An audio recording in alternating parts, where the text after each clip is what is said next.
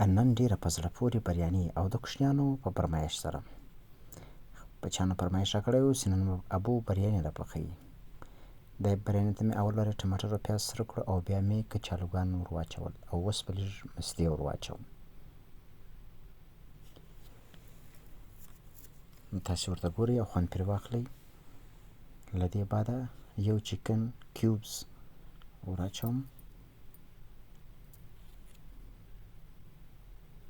دا یې خوند ډېر ښایسته کوي، ډېر ښه خوند یې راځي. دا کنور په نامه باندې دی، هغه ور واخلئ. تاسې خپله خوښه ده، ما کنور واچولی دی، په ویډیو کې لږ سم نه دی راغلی. او مساله به ور واچوئ. داسې دی، دا میچور دی. او اوس به مالګه ور واچوئ. مالګه به تقریبا 3 کاچوغې قدر ور واچوئ. 3 ګیلاسه وریجې مې خښتې کړې دي. او پس له دې به لږ پودینه ور واچوئ. دڼیا له ما سره نه وه، که دڼیا وي دڼیا هم ور واچوئ، ډېر ښه خوند کوي.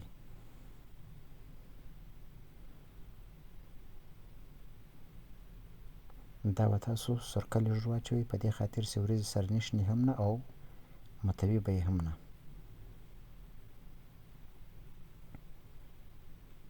پس له دې به لږ کیوړه واټر ور واچوئ. دا بیا خوشبو ډېر ښایسته خوشبو بریاني ته ورکوي. او بیا به پخې اوبه ور واچوئ.